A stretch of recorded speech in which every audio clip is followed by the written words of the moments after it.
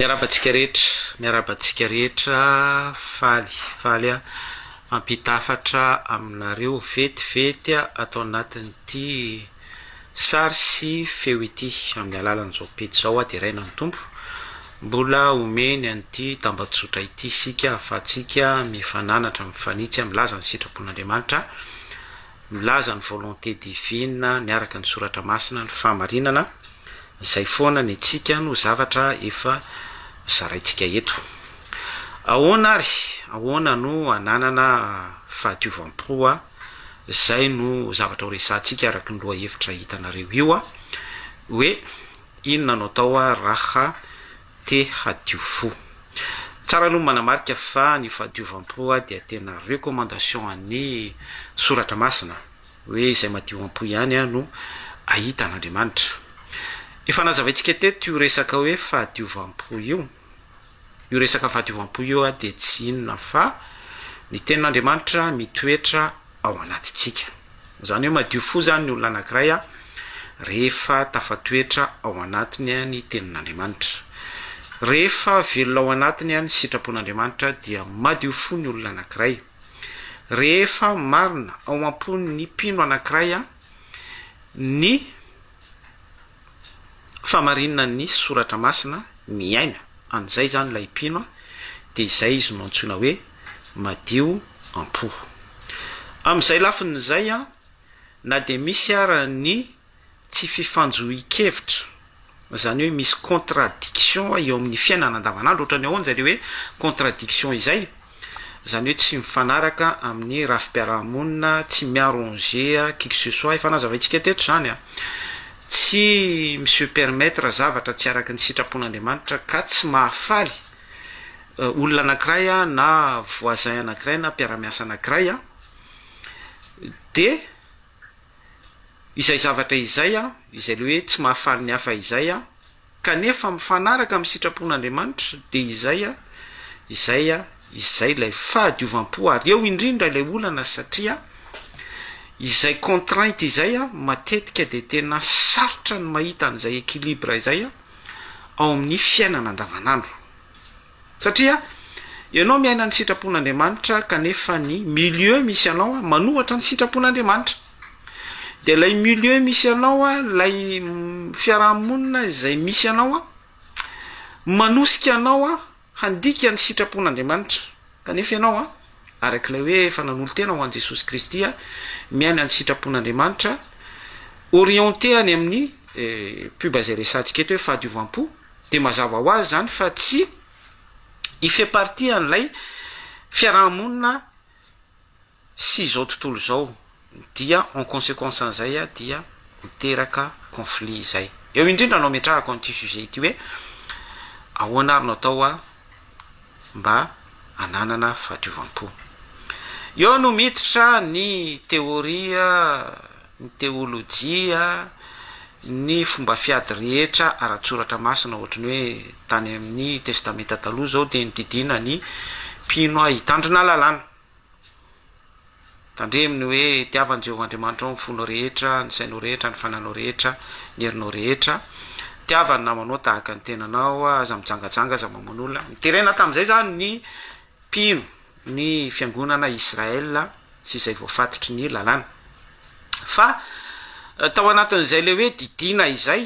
dia est-ce que c'est vrai marina ve rehefa mandinika ny fo sy mandinika ny fo Andriamanitra tsy to de marina amin'ilay mpino ve amin'izay fampitandremana azy zay ny fahadiovampo. De ny baiboly any mamaly an'izay hoe ny fitiavana manarona fahotana, zany hoe lay fitiavana eto izany le hoe tiavan'i Jehovahandriamanitra ao, tiavany namanao tahaka ny tenanao ao anatin'ilay fandidina sous contrainte ny Torah lalàna dia manarona fahotana, zany hoe voasarona fotsiny lay fahotana zany, voasarona fotsiny lay lotom-po, voasarona amin'ilay endrika fitandremana lalàna zany fa tsy ao lay fahadiovampo. De izay ny antony nisehoan'i Jesosy Kristy teo amin'ny hazo fijaliana, satria Jesosy Kristy niseho teo amin'ny hazo fijaliana dia nanolo teny izy ho faty, satria fatany araky ny divinité nikambanany tamin'ray fa tsy maintsy resy ny fahafatesana, ary tena resy ny fahafatesana ary ny proveny zany de izy mihitsy no nakan'io a ozy ny lalàna io a izay a manarona fahotana fotsiny a fa tsy miote manongotra manafoana mihitsy a anio tsy fahadiovampo io de rehefa nanolo tena Jesosy Kristy a de eo am'izay no mipotra ny herin'ny grasy a izay rehetra zany izay rehetra manolo tena am Jesosy Kristy a mandray an Jesosy Kristy ho tompo mpamonjy a amin'ny fiainana de am'izay fotoana izay a eo no mipetraka le hoe ahoana no ahafahana madio fo de Jesosy Kristy nitondra ny fahotany zao tontolo zao a nanadio ny fahotantsika tamin'ilay rançon teo amin'ny hazo fijaliana nandesa mifahafatesana izy zany no miote an'io fahotana zay voasarona fotsiny tao amin'ny lalàna io a ao anatitsika mamaly a zany eto ny question hoe ahoana ny atao raha dio fo a dia miroso am'izay le hoe manolo tena am Jesosy Kristy zay mandray an Jesosy Kristy zay le fandraisana Jesosy Kristy zay de misy mihitsy a fibebahana amin'ny faratapo mihitsy zany fiaikena ary misy fahatsapany io a misy fahatsapany io ao anatin'ny tontolon'ny expérience satria mamaly mihitsy a ao anatin'lay fahatsapany ao anatin'lay expérience ny herin'ny fanamasina sy ny famangeny Jesosy Kristy de zany mahatonga andrele hoe misy mitomany a misy monsieur manifesté na tsy monsieur manifesté ihany ko fa misy fahatsapana tsapan'lay mpino mihitsy zany a amin'io rencontre io a any amin'io resaka fibebahana io de am'izay fotoana zay rehefa mahazo toerana ao ampon'lay olona am'izay Jesosy Kristy de lay asa mpamonjena teo amin'ny hazo fijaliana iny mahazo toerana ihany koa ampon'lay olona de manomboka eo am'izay a lay asa mpamonjena asa mpanavotana tamin'ny alalan'ny hazo fijaliana lay noetin Jesosy Kristy sy naseho an'iny tao Golgota iny zany en esprit en vérité tonga velona ao anatin'ny olona anankiray eo de marina ihany koa ny soratra masina hoe alpha sy omega fiandohana sy fiafarana de ao anatin'izay espace de temps divin izay zany a misy fiasan'Andriamanitra any anatin'ny olona anankiray satria velona ny filazantsara no ilay olona nanolo tena en esprit en vérité a tam Jesosy Kristy ao anatin'ny fibebahany a ary Andriamanitra ny manamarina am'izay satria Andriamanitra tsy toa mandinika amin'ny fosiny fo dia miasa am'izay a ny filazantsara amin'ny alalan'ny présence an Jesosy Kristy izay noraisin'lay olona tonga velona ao anatin'lay olona miote ny fahotan'lay olona dia izay le hoe miasa ny filazantsara izay lay fahadiovampo no valan'izay raha matoky sy mino marina isika ka miaiky ny fahotantsika dia anafaka atsika izy a amin'ny tsy fahamarinana rehetra ny tena valan'lay tsy fahadiovampo nge ny tena valan'io hoe loto-po io a dia ota tanareo a any amin'ny Genesis le hoe raha tsara toetra avy anao tsy tokony ho miramirana hoy ny fanambaran'Andriamanitra tamin'ny Kaina fa le hoe tsy miramirana dia tsy misy plasy ny sitrapon'Andriamanitra mihitsy zany tao am-pon'ny Kaina fa lay ota no nahazo betsaka toerana tamin'ny fahafenony tao anatin'ny vatana Kaina zay le hoe vatana Kaina zay a de hoe peu importe na am'izao vanim-potoana resantsika sy fampizarantsika zao a de ro tsy madio fo rehetrarehetra de izay le hoe vatana Kaina izay de eo no tsy maintsy iverenatsika amin'ny fibebahana ary ahafahan'ny filazantsara mahazo toerana ao ampon'ny olona anankiray de rehefa mahazo toerana ao ampon'ny olona anankiray ny filazantsara dia manombo ny herin'ny ota io loto-po io amin'ilay kisara ny filazantsara teo amin'ny hazo fijaliana zay tonga velona ao anatin'ny fon'ny olona anankiray zay le hoe herin'ny filazantsara izay kisara zay mihitsy a no mamelona an'io sy mamaly an'io loha hevitritsika ito hoe ahoana no atao a ahafahana manana fahadiovampo zay zany no valiny exacta ambarako aminao a androany sy zaraiko ampahirezako anao andrany nonako fiadanana amintsika rehetra hoe ho atsika rehetra zay te adio fo zany dia filazantsara velona ao anatitsika zay le filazantsara velona ao anatitsika izay nefa de tsy misy afa-tsy ny fiaiketsika ny fahotantsika mandary fibebahana dia Jehovah Andriamanitra ndraiky toa no mandinika ny vosony fo de izy no mamelona n'lay filazantsara nanolorany miainy tamin'ny alalan'i Jesosy Kristy teo amin'ny azo fijaliana de iny no velominy ao am-pony olona anankiray zany zavatra resatsika zany tsy misy asa tanan'olombelona mihitsy tsy misy fiezahantsika izany tsy misy volonté atsika izany tsy misy fikirizatsika izany fa juste fotsiny miaiky ny fahotantsika isika dia matoky mino sy marina miaiky amin'ny vavantsika manambara amin'ny fotsika miaiky amin'ny fotsika manambara amin'ny vavantsika dia milatsaka ny filazon tsara en esprit en vérité ihany koa amin'ny tontolon'ny fiasan'Andriamanitra zay tsy haitsika azavaina tsy haitsika porofona nizaniza amin'ny teana-porofo hoe porofoy aminay ny existence ny divinité ny existence ny Jesosy ny existence ny filazon tsara ny finoana sy ny sisa rehetra ny fiainakora tsy misy idirana zany ary tsy ho afaka hanana accès amin'izany mihitsy zay milaza azo manam-pahaizana de ao amin'izay expérience izay no zaraiko amintsika hoe ho atsika rehetra zany hoe te adio fo ary indrindraindrindra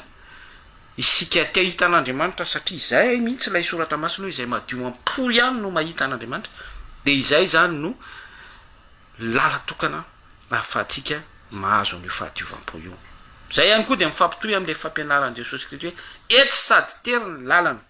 satria io lalana io mihitsy ahafahana miditra amin'ny fahadiovam-po io mihitsy no mifampitohy amin'izay fanambarantsika faran'izay hoe etsy sady tery ny lalana tena tery io lalana mikatraka fahadiovam-po io après an'izay afaka mandeha daholo ny teorian'olombelona misy coach hoe manoro hevitra atsika za tsy miteny hoe ratsy reny ny conseiller atsika minorirany amina atsika zany fa ny côté zany hoe ataoko hoe mamparefony reny fampianarana be dabe isan-karazany reny dia tsy filazon tsara le izy mampiavaka ny filazon tsara mantsy izay zaraitsika dia lay heriny famonjena mihitsy ao anatin'ilay teny zay zava-dehibe zay fa ny teniko sy ny toro-teniko i Paoly apôstôly dia tsy teny fahendrena mahataona zany hoe maresy lahatra be tsotra fotsiny zao ohatran'ireny ataony hoe coach be dabe reny na ireny conseiller psychologue ireny na tsy fantatra ohatran'ny pikabary na pira ihany koa ny pira zao reny compositeur reny de mamomorikely izy mandona fon'ny olona satria ay mihitsy intelligent izy am'izay manana an'izay farany hitatsahy izay izy mitady an'io source io hoe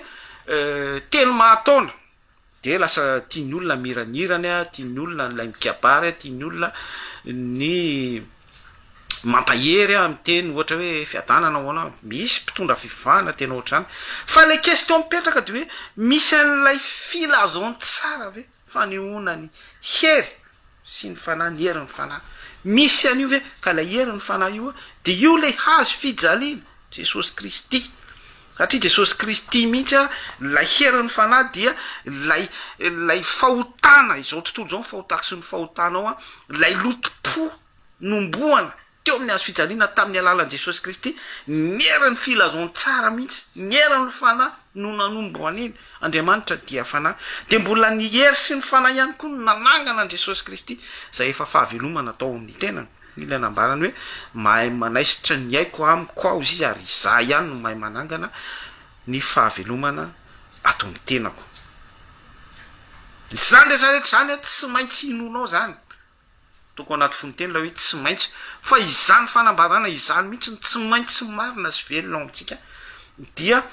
ny fitohizan'izany sy ny firafetan'izany ao am-pon'ny olona anankiray no ahafahany ty sujet atsika toy ty loha hevitra ty hoe fahadiovam-po maka toerana sy afaka velona ao am-pon'ny mpino anankiray raha fitiniko zany ny fanambarantsika sy ny fizarantsika teto hoe ny fahadiovam-po de tsotra be fotsiny ihany miainga amin'ny acceptation atsika mibebaka isika ary miaccepte ny filazon tsara de iny Jesosy Kristy nanombo ny tenany teo amin'ny azo fijaliana nanombo ny tena no iao na de malgré ara hoe ny jiosy sy ny romanina no nanombo azy à l'époque zany niaraka tampisorona tao anatin'ny corruption zay efa esprit tamin'izany vanim-potoana izany satria no samborin'Andriamanitra iny esprit ny ataterahany filazon tsara malala izy raha ny fifidianana fa valy kosa izy raha ny filazon tsara manondro ny jiosy zany sy ireo corrompu tamin'izany ny soratra masina ny tiako tenenina am'izay de hoe par rapport ny contexte misy zany de mirazotra am'izay ihany koa no iasan'Andriamanitra ataterahany filazon tsara amen. De iny filazon tsara iny zay tam'zany ny tonga marina amin'ny olona anankiray ary lasa velona marina tsy mijanona fotsiny hoe marina iketsika fa marina fa velona mihitsy ao anaty misy resaka fanainaina ihany koa am'izay fanambarana hoe velona mihitsy izay satria ny fahavelomana rehetra sy ny révélation any amin'ny fanainaina fanahan'ilay iaina velona mihitsy indray ilay tao amin'ny sahany tena niala tamitsika izany tonga velona ao anatytsika dia Andriamanitra daholo no antom-pahavelomana sy antom-piforonana ny amin'ny ofisiny zany sy ny fianjerany zany indray ao amin'ny olona anankiray. Amen. Dia minao fa mazava aminao hoe mibebaka isika de rehefa mibebaka isika Andriamanitra mandinika amin'ny fosony foa de misy an'ilay heriny filazon tsara izay nanoloran'Andriamanitra ray tsy tony zanan'ilay tokana Jesosy Kristy teo amin'ny hazo fijaliana iny atao anatin'iny izay tsy fitiavana fotsiny hoe manarona fahotana tahaka n'ilay contexte sy ny hoditra tota lalàna fa iny mihitsy Jesosy Kristy ilay grâce fahasoavana iny tonga velona ao anatsika dia iny no mifo ary efa mifo ao anatsika iny dia manombo ny fahotantsika tahaka ny nanomboan Jesosy Kristy ny fahotany zao tontolo zao teo amin'ny hazo fijaliana zay mila raisitsika amin'ny finoana. Ilay finoana dia tsy mijana fotsiny mino fa mila velona ao ilay velona zay fahavelomana ao anatytsika izay de izay no mamaritra ny fahadiovam-po satria a partir an'izay le hoe velona izay dia ôten'Andriamanitra indro ny